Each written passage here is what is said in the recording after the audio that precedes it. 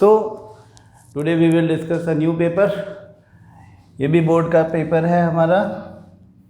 ये 2017 से पहले के पेपर्स हैं जिनमें 90 मार्क्स का पेपर हुआ करता था, और ऐसे 2 मतलब इसमें इलेक्ट्रिसिटी और magnetic effect of electric current के क्वेश्चंस नहीं होंगे। बाकी 5 चैप्टर्स इसमें मिलेंगे हमको। पहला क्वेश्चन है right the name and structure of an alcohol with 3 carbon atoms in its molecule. इस तरह का क्वेश्चन तो खैर बहुत ही कॉमन क्वेश्चन होता है, जिसमें हम कहते हैं कि जब भी किसी कंपाउंड का स्ट्रक्चर पूछें, कार्बन कंपाउंड का, तो 3 कार्बन एटम्स ही पहले बना लें। इन्होंने 3 कार्बन एटम्स बोला है। अल्कोहल बनाना है तो अल्कोहल हाइड्रोक्सी ग्रुप से बनता है, इसलिए हाइड्रोक्सी ग्रुप उसके बाद लगा दें। बाकी की सारी वैलेंसीज हाइड्रोजन से पूरी होगी।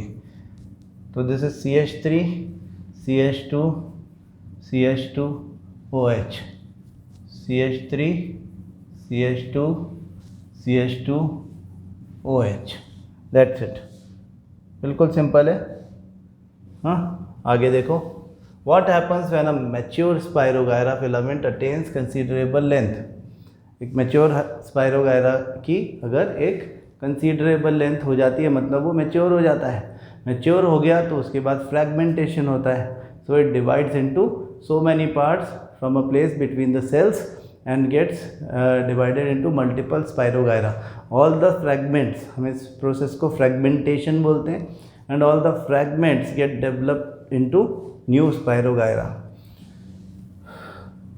The depletion of ozone layer is the cause of concern. Why? Because ozone layer protects us from high intensity ultraviolet rays, which can be very harmful to us. It can cause skin cancer to us. So ozone layer deplete होगा तो हम high intensity ultraviolet rays का खतरा बढ़ जाएगा। फिर ये सब छोड़ दें, burning fossil fuels. Okay, chemical reaction. अब देखो, an aldehyde as well as a ketone can be represented by the same molecular formula, say C3H6O. Write their structure and name them. State the relation between the two in the language of science. तो एक aldehyde बनाना है और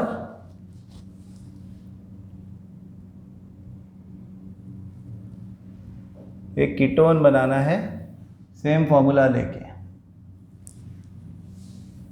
है ना।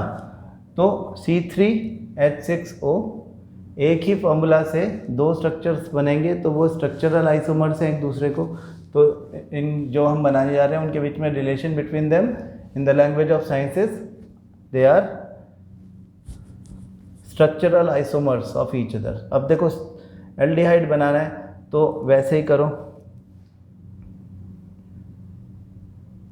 3 carbon लगा लो पहले, carbon carbon carbon. हाँ, ketone बनाना है, 3 कार्बन लगा दो, carbon carbon carbon.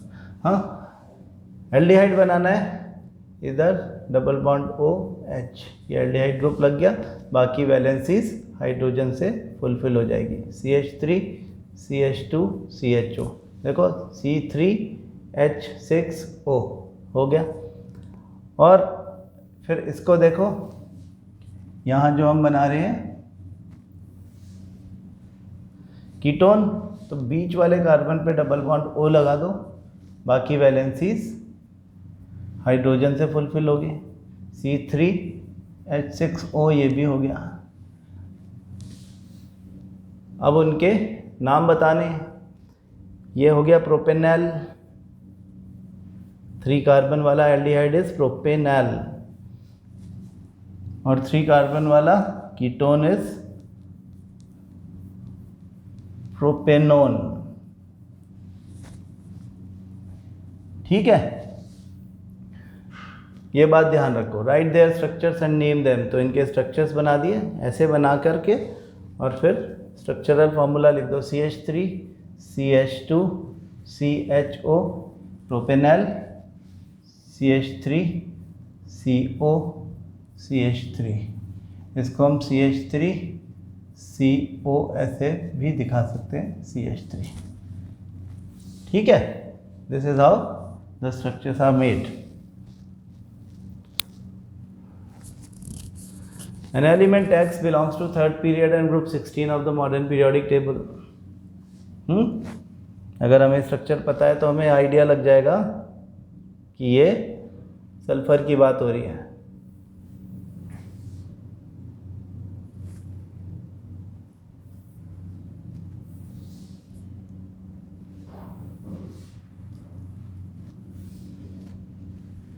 An element X belongs to third period group 16 of the modern periodic table. Determine the number of valence electrons and valency of X. सबसे पहले third period 16 मतलब oxygen के नीचे आने वाला. थर्ड पीरियड में oxygen second period में आता है तो थर्ड पीरियड में आएगा सल्फर. तो determine the number of valence electrons. Valence electrons इसमें 6 होंगे, वैलेंसी 2 होगी. Molecular formula of the compound when X reacts with hydrogen. ये हाइड्रोजन से रिएक्ट करेगा तो हाइड्रोजन की वैलेंसी 1 है, सल्फर की वैलेंसी 2 है. उसको क्रॉस ओवर करके दिखाओ कि ये H2S हाइड्रोजन सल्फाइड होगा. अच्छा, इन्होंने X बोला हुआ है तो हम सल्फर की बजाय X ही लिख देते हैं. इसकी जगह पे हम जहाँ पे हमने S लिखा हुआ है वहाँ पे X लिख देते हैं. ये लो, तो H2X. हाँ, फिर molecular formula hydrogen and right it's electron dot structure. चलो तो इलेक्ट्रॉन डॉट स्ट्रक्चर भी दिखा देते हैं. X आउटरमोस्ट शेल में 6 इलेक्ट्रॉन्स हैं. 1 electron each will be combined with hydrogen. तो हाइड्रोजन एंड हाइड्रोजन, ऐसे H2X बन गया. Electron dot structure Venn diagram की हेल्प से बना दो. ठीक है, X का यानी सल्फर का ऑक्टेट पूरा हो गया, हाइड्रोजन के ड्यूप्लेट पूरे हो गए. Name the element X. This is sulphur. State whether it is a metallic और non metallic. This is non metallic.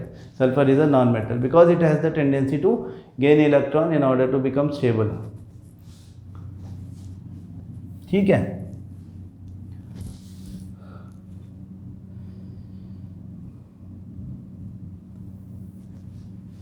An element X has mass number 35, मतलब क्लोरीन की बात हो रही है.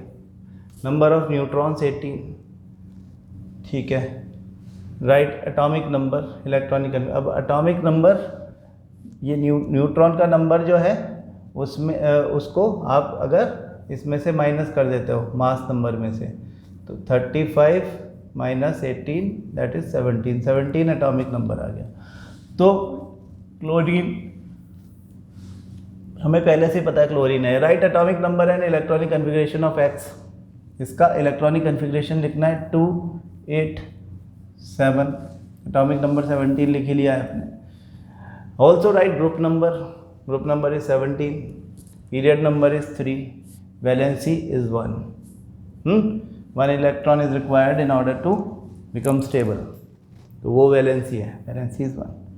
बिल्कुल ईजी क्वेश्चन, जैसे कि आपके 9th क्लास में पूछे जाते हैं. रिप्रोडक्शन क्या है? This is the process by which an organism increase their number. वो उस प्रोसेस को हम रिप्रोडक्शन बोलते हैं. How does it help in providing stability to the population of species. In any species whatever the members are, the organisms which form a species, they have a fixed lifespan. After a particular age they will surely die. So after their death there has to be new living organisms taking their place in the species. So to maintain the number of members in a population, reproduction is required. Explain the term regeneration as used in relation to reproduction of organisms. Describe briefly how regeneration is carried out in multicellular organisms like Hydra. Hydra में क्या हो रहा है? regeneration कैसे हो रहा है? regeneration के लिए हमें स्पेशली पोटेंट सेल्स या टोटीपोटेंट सेल्स की रिक्वायरमेंट है. हाइड्रा में या प्लानेरिया में एक पार्ट कट जाता है अगर एक्सीडेंटली, तो it also develop its capability to get mature as a differentiated living organism.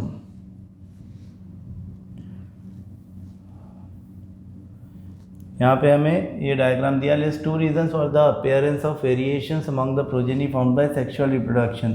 Sexual reproduction से जो 2 रीज़न है जिनकी वजह से वेरिएशन आती है. Number 1, the genetic material contributed by 2 different individuals called parents.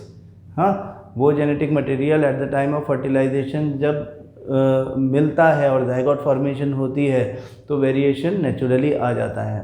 दूसरी बात कि जो गैमेटोजेनेसिस होता है, मियोसिस होता है, उस समय इनएक्यूरेसीज इन डीएनए कॉपीइंग या एरर्स इन डीएनए कॉपीइंग की वजह से भी वेरिएशन, स्लाइट वेरिएशन जिनको हम बोलते हैं सटल वेरिएशन, इल्यूसिव वेरिएशन, जिनको आप ध्यान ही नहीं देते, इतना कम वेरिएशन, वो भी आ जाता है.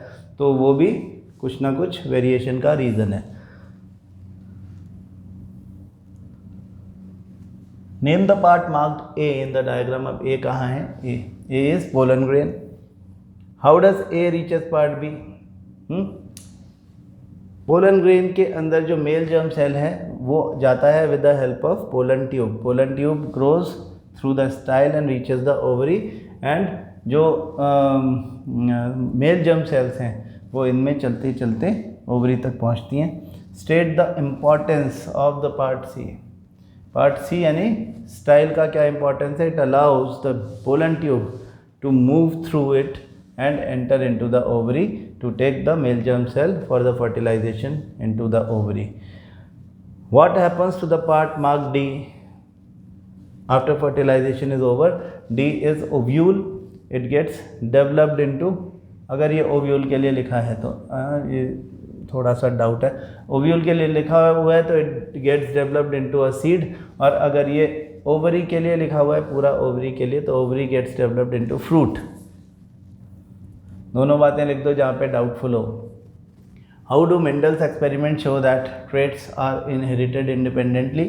ये हमने मॉक में भी डिस्कस किया था. यही वाला क्वेश्चन था कि ट्रेट्स इंडिपेंडेंटली इनहेरिट होते हैं. इसके लिए मेंडल ने डाईहाइब्रिड क्रॉस किया जिसमें 2 कैरेक्टरिस्टिक्स को एक साथ ऑब्जर्व करके मेंडल ने क्या दिखाया कि the factors representing 2 different traits or 2 different characteristics never interfere in the expression of each other during the inheritance. At the time of inheritance दोनों एक दूसरे के एक्सप्रेशन को बिल्कुल भी अफेक्ट नहीं करते हैं.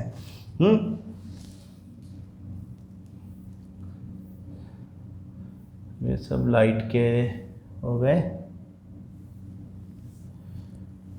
फिर ये आर इन्वायरमेंट से रिलेटेड क्वेश्चन है. Activities of man had adverse effects of on all forms of living organisms in the biosphere. Unlimited exploitation of nature by man disturb the delicate ecological balance between the living and non living components of the biosphere. The unfavourable conditions created by man himself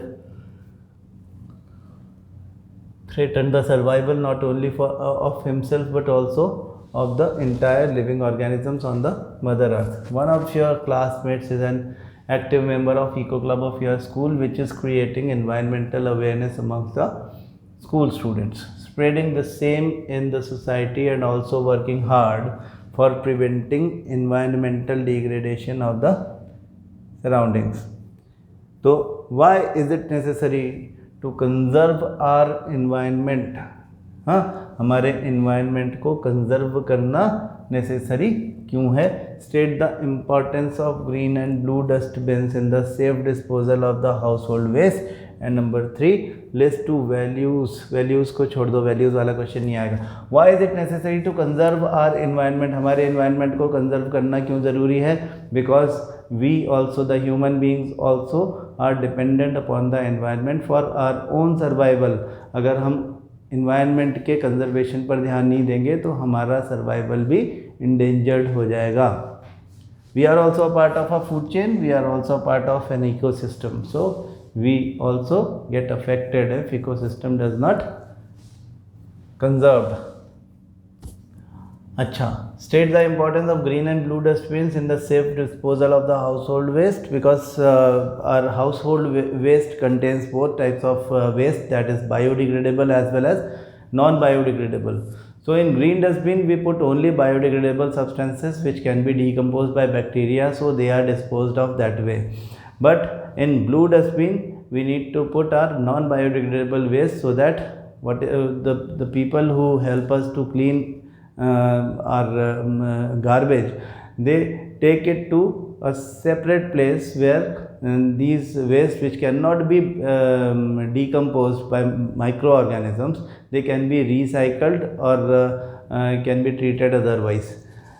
ये message इसमें जाना चाहिए.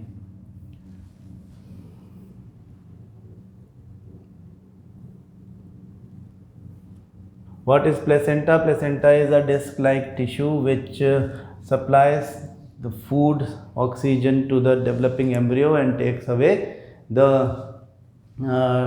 excreted substances from the developing embryo to the mother's blood. Describe its structure. हमको structure बताना है कि this is a disc-like tissue which has finger-like projections in the direction of the developing embryo, and the other side, mother side or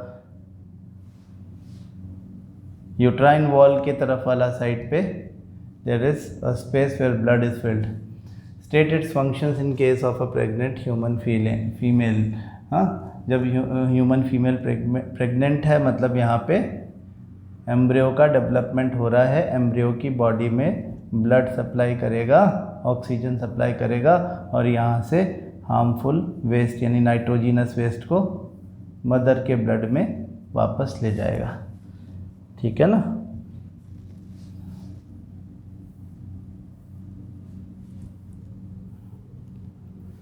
कि light है ये सब हमारे syllabus के बाहर हो गया. ये भी ह्यूमन आई.